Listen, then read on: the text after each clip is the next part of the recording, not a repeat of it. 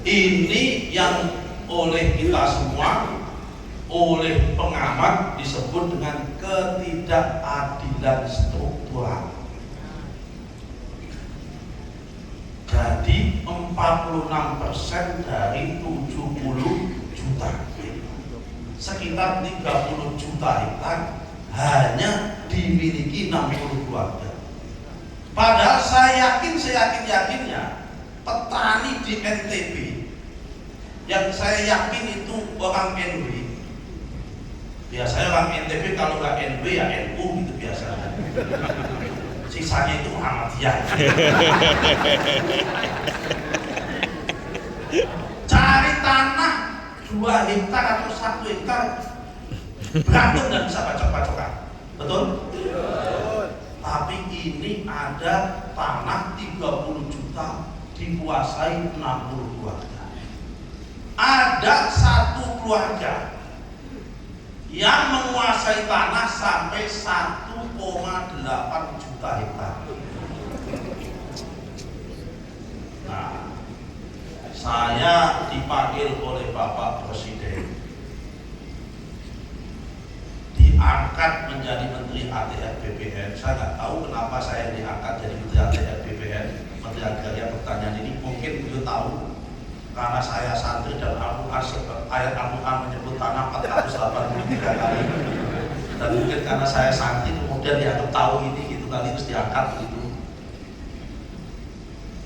Tolong tata ulang sistem pembagian dan pengelolaan hak guna tanah ini, baik bentuknya hak guna usaha maupun hak guna bangunan, dengan mengedepankan 3 prinsip. Prinsip pertama adalah prinsip keadilan. Prinsip kedua adalah prinsip pemerataan. Prinsip ketiga adalah prinsip kesinambungan ekonomi. Terhadap 3 prinsip ini kami terjemahkan. Kesinambungan ekonomi artinya yang sudah kadung ada jangan dimatikan, tapi jangan ditambah. Kecuali kalau Pak Iqbal mau nambah lain-lain, monggo. Yang sudah ada tapi kecil, usahakan supaya berkembang. Yang belum punya sama sekali, tolong carikan tanah supaya bersangkutan bisa punya kesempatan untuk berusaha. Ini pesan beliau. Di Indonesia ini masih banyak tanah-tanah negara yang terlantar, yang belum ditanami apapun. Karena itu saya gembira tadi menyaksikan MOU antara PBNW dengan Gubernur NTB dalam rangka ketahanan pangan, ingin membuat gerakan NW menanam. Ini Nahdlatul Wathon, bukan Nusron Wahid menanam. Ya kan, kalau NW Nusron Wahid ingin menanam benih-benih saja. Tapi tidak benih di NTB, benih di tempat yang lain. Nanti kita komunikasi, tugas kami sebagai negara demi ketahanan pangan.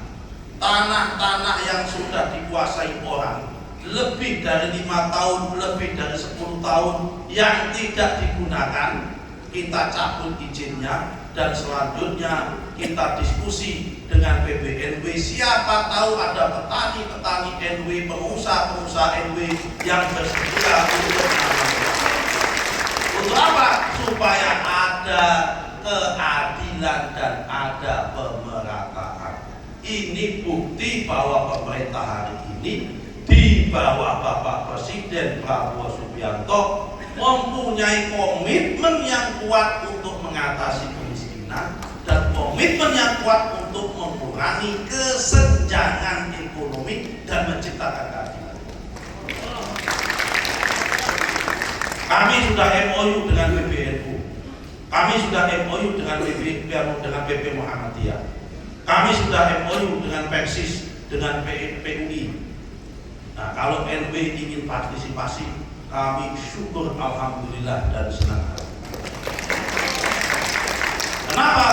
Karena di Indonesia ini besar. Di dalam Indonesia mayoritas umat Islam, dan di dalam bangunan umat Islam itu di dalamnya ada Nahdlatul Wathon. Karena itu Nahdlatul Wathon tidak boleh ditinggal dalam gerbong pembangunan bangsa Indonesia. Apalagi ketua kemarin masuk tim sukses, masa ditinggal. Karena itu harus sama-sama nanti, bersama kekuatan yang lain. Semua sudah kita ajar, MUI sudah kita ajar. Nah, nanti kita bicara khusus, jangan. Kalau tadi tahu saya ada gerakan menanam, kita ingin MUI juga dengan MUI. Tapi karena belum dikasih tahu ya sudah. Saya niatnya datang sini silaturahmi. Saya datang sini niatnya tabarukan, jangan wa mahabbatan. Saya datang sini niatnya tabaruk dan mahabbah kepada pendiri Nahdlatul Wathon. Karena saya yakin, ya kan, pendiri Nahdlatul Wathon ini sanad ilmunya pasti ketemu dengan sanad ilmunya bapak saya dan sanad ilmunya guru-guru saya. Saya yakin itu aja. Kenapa? Bacaan sholawatnya sama, bacaan wiridnya sama. Saya yakin pasti akan ketemu. Tapi apalagi tadi disinggung oleh beliau tadi, Syekh siapa yang pidato tadi, Kiai siapa tadi, menyinggung tentang Syekh Amin Qutbi. Nah, guru-guru kita juga punya sanad silsilah ilmu dengan Syekh Amin Qutbi ketika pada belajar di Mekah. Apalagi singgung lagi dengan Syekh Zainuddin Dahlan, pasti juga ketemu. Apalagi dengan beliau Tuan Guru Zainuddin Asari, beliau belajar sama Said Abuya Said Muhammad bin Ami bin Abbas Al-Maliki. Guru kami juga belajar pada Said Muhammad bin Ami bin Abbas Al-Maliki. Sama semua. Bahkan saya setiap bulan di rumah, saya punya 2 rumah, bukan berarti 2 istri. Rumah di Kudus dan rumah di Jakarta. Setiap bulan kami membuat majelis yang salah satu kitab yang dibaca adalah kitab karyanya Abuya Said Muhammad bin Abi bin Abbas Al-Maliki, yaitu kitab Mafahim Yajibu an Tusohah. Selalu kita baca, ini penting. Insyaallah kita kolaborasi pemerintah, kami khususnya di Kementerian Agraria dan Tata Ruang, Badan Pertanahan Nasional menyambut gembira. Tolong Pak Amil, ini Pak Amil hadir, dicarikanlah tanah-tanah yang terlantar bagimu yang izinnya sudah habis di NTB.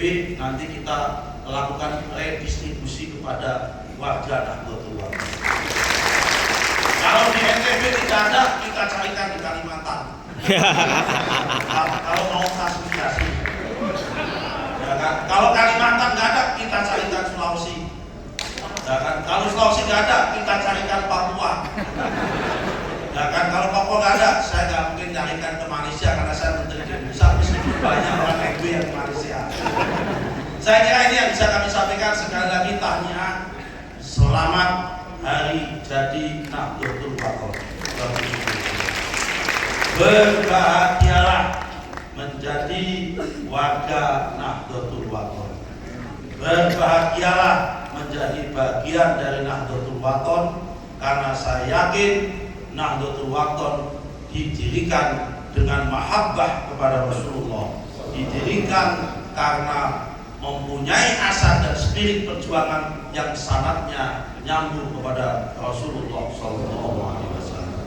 Wallahul muwaffiq wal hadi fi sabilir rasyad ila sabilir rasyad. Wallahu muwaffiq ila aqwamit thariq. Fastabiqul khairat. Billahi taufiq wal hidayah. Wallahul musta'an.